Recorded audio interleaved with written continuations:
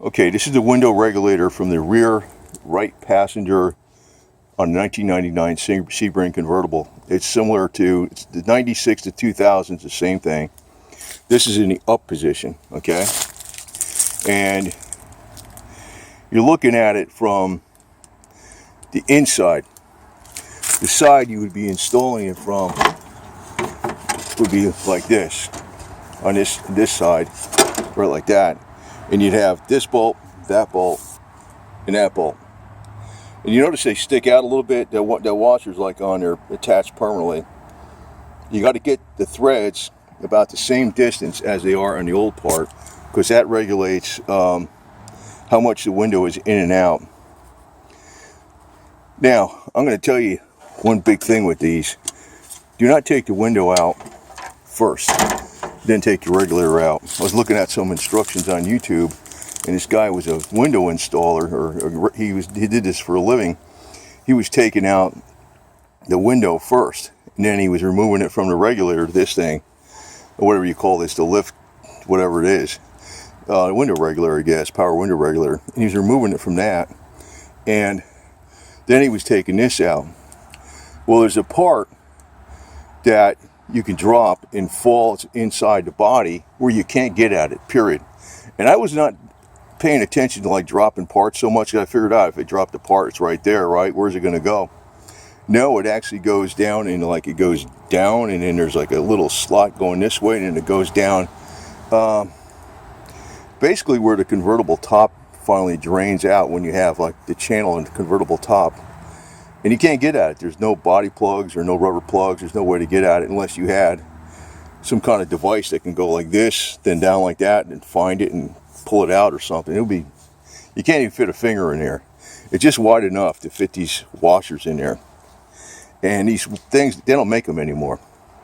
They don't make them anymore. So let me show you something on that, because that's it. To me, that's one reason I'm putting this video out. Don't take the window out first. Even if you're just replacing the window, take the whole regulator out with the window. You can hold it by the window pretty much, as long as you're not being too rough with it.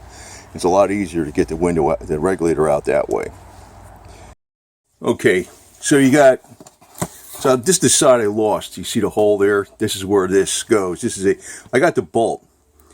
This is some kind of nylon washer, and then there's a retainer that the bolt goes into, and I got a piece of duct tape on it. I think I'm going to leave that duct tape on there, because if you ever take this out again, these can fall out. What happens though, normally, now these are older cars, these two parts snap together. They're supposed to snap together and stay in the window.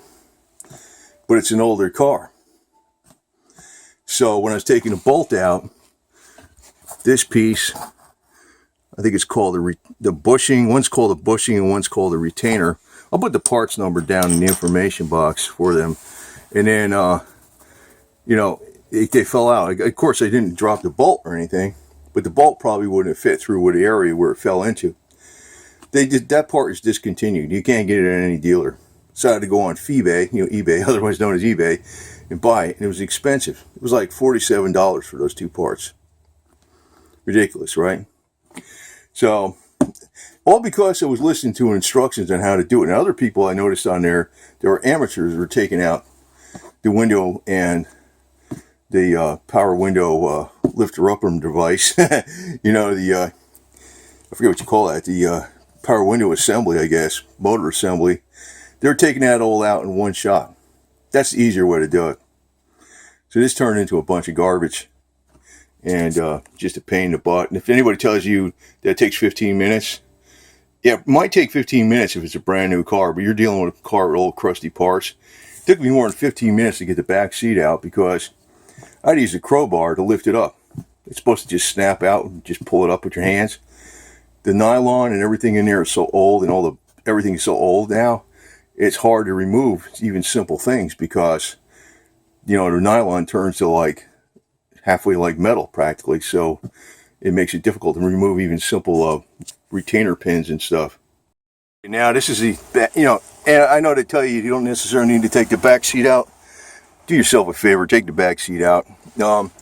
This should just pop right out of these, but they're so old. Even these things, They're so old, they just snap into there for the side, side plate.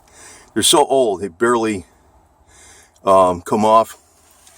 This is the thing, the what do you call this thing again? I'm like having a, whatever.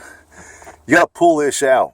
This is this red thing, because it holds it in place, and then you have to press down on this right here. Then you can pull it apart. That's a typical Chrysler electric connector. But when it fell back behind here, it actually went like, there's like a little space, and actually the convertible top will actually drain into a channel, then it goes to 2 tubes, and then they drain, and there's drain plugs down there. It fell into that channel down there. So there's no rubber plugs or anything. You can't access it. It's like part of inside the body. And so they're basically, unless you take an air chisel and chop up the body on the bottom and weld it up. I'm not doing that. I'm just buying the parts. And that's all because I decided to take the window out first. And normally, like I said, the window, those 2 pieces are snapped together in there normally. But this is an older car. So anytime you're dealing with an older car, there's always stuff that can go wrong with it. And when you're working on it, older cars are a lot harder to work on for that reason.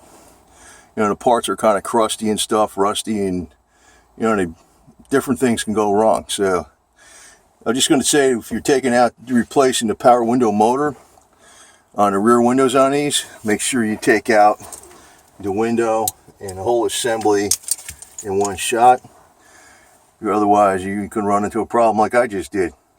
And nobody's ever mentioned that on the internet yet that I could tell. It's like, I wish I could get down there in the camera. I do have a one of those snake cameras that gets down there, but it's below that line there. It actually went, and it doesn't go straight down. It goes like, it's like it has to go in, then it gets there. And that was just a wide enough, it's just a little like washer thing, so it just rolled right in there. Can't get at it. So looked all around the bottom of the car and everything, and I couldn't get it.